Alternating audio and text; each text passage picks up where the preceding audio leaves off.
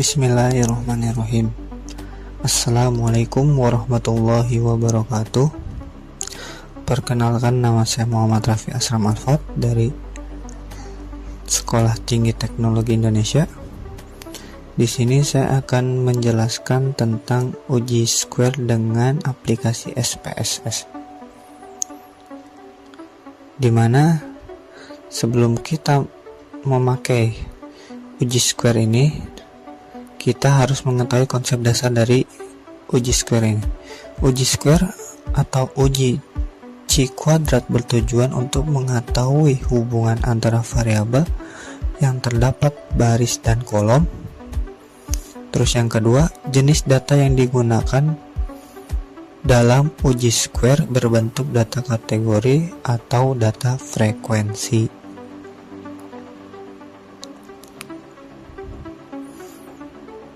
Jadi bisa dilihat di konsep dasar ini, yaitu uji square mengetahui hubungan antara variabel yang terdapat dari baris dan kolom. Dan kita lanjut ke yang selanjutnya, kita bisa lihat di contoh soal. Seorang insinyur ingin mengetahui apakah ada hubungan antara kecepatan putar poros mesin dan tingkat getaran yang dihasilkan diambil dari sampel pengukuran dari 120 titik operasi, dan hasilnya disusun dalam tabel kontingensi berikut yang bisa kita lihat di layar sebelah kiri. Di situ sudah jelas soal dan datanya. Setelah itu kita masuk ke aplikasi SPSS-nya. Di situ ada variable view. Di situ kita tulis di awalnya tuh namanya kecepatan.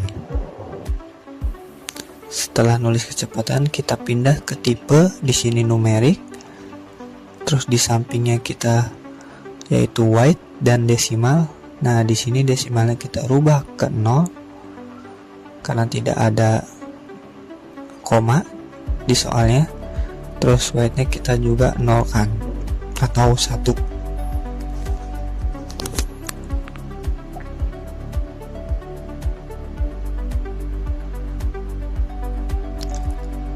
Setelah itu kita masuk ke label.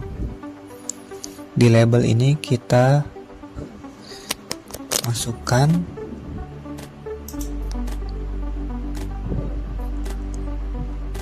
keterangan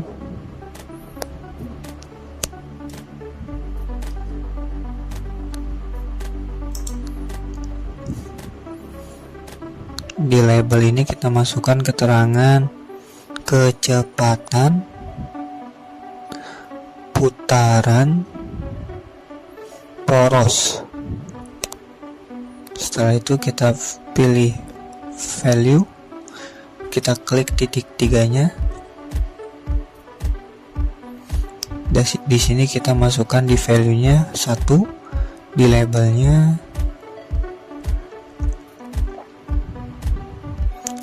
rendah,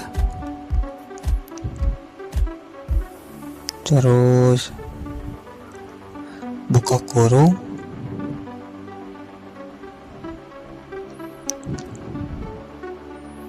kurang dari 500 rpm, tutup kurung. Setelah itu kita klik add.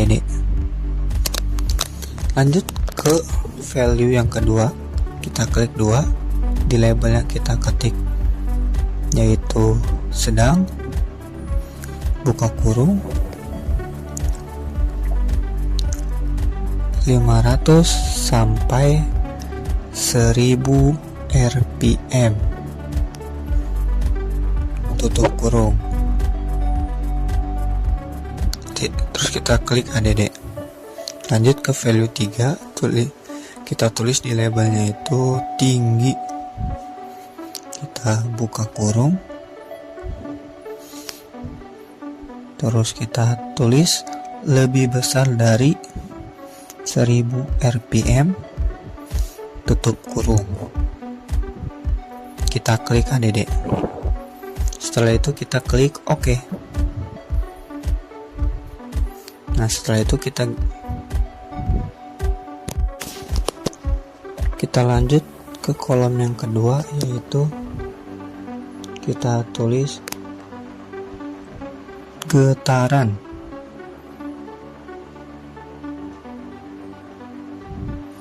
Di tipenya masih numerik, kita width sama desimalnya kita nolkan. Untuk widthnya kita 1. Kita lanjut ke label. Label kita tulis dengan tingkat getaran, terus kita tulis di value nya titik 3-nya 1, di value nya 2-nya untuk di label yaitu rendah, kita ADD 2, terus labelnya kita pilih sedang, tulis sedang, kita ADD, terus yang ketiga di labelnya kita tulis tinggi, terus di ADD, terus pencet OK. Setelah itu kita geser lagi, yaitu di tabel yang ketiga atau baris yang ketiga, frekuensi. Tipenya masih sama, weight sama desimalnya masih sama. Paling kita cukup untuk merubah di label, yaitu yang bakal ditulis atau di label untuk kolom yang ketiga itu jumlah, kita tulis jumlah pengamatan. Lanjut ke value, tidak harus diisi, kita lanjut saja ke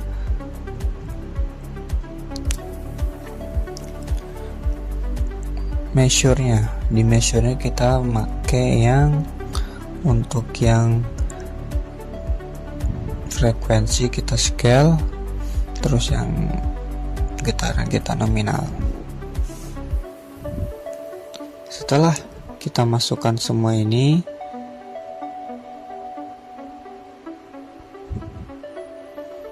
di variable view-nya kita pindah ke data view.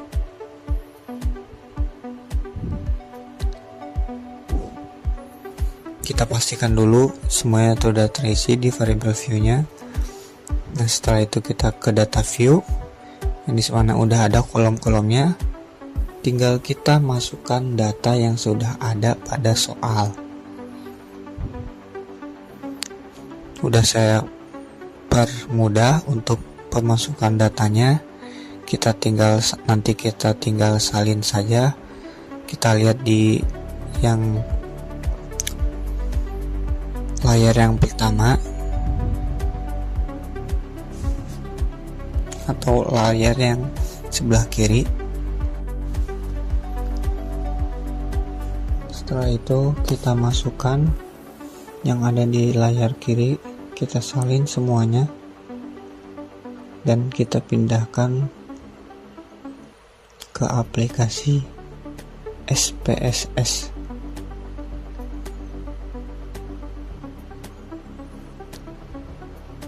Kita sudah pindahkan data tersebut ke aplikasi SPSS. Kita lanjut ke tahap yang selanjutnya. Setelah itu klik data, cari white class. Ketika sudah ketemu white class, diklik, terus pilih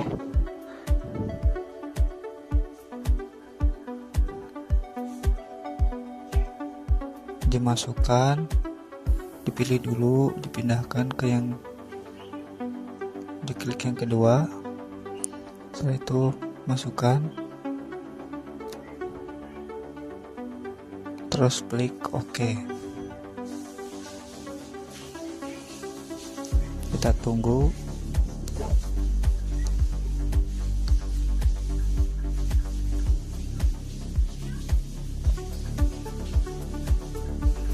Nah, sudah muncul. Setelah ini kita langsung ke menu Analyze. Kita klik di menu Analyze, kita pilih yang ini, kita cari yang ini kita klik, kita masukkan yang ini, diklik, pencet.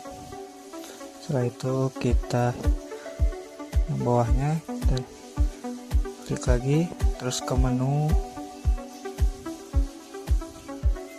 ini, kita pilih yang Chi-square.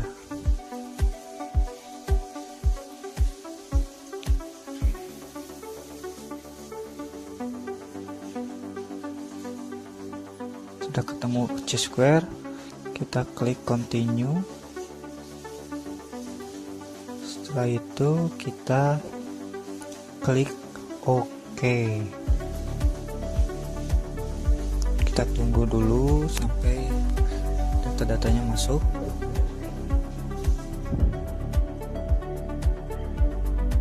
Nah, ini adalah data-data yang kita dapat setelah memakai penelitian uji square.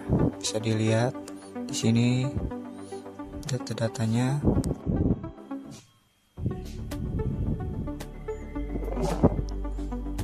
Nilainya sudah ada semuanya.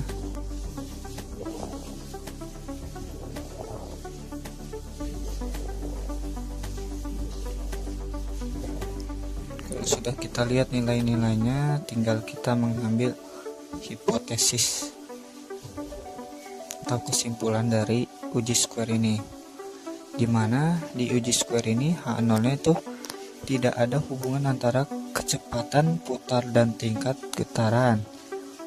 Nah, di sini karena H0 nya itu ditolak, jadi kita di sini kesimpulan yang ada dari H0 ini yaitu, jadi kesimpulannya adalah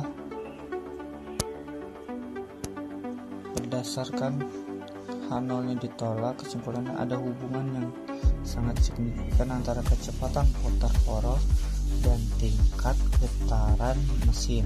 Semakin tinggi putaran, semakin tinggi tingkat getaran yang dihasilkan. Saya kurang lebihnya mohon maaf.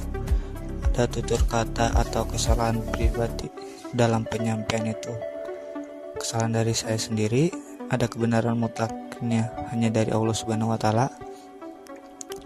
Wassalamualaikum warahmatullahi wabarakatuh. Semoga ilmu ini bermanfaat untuk kalian semua.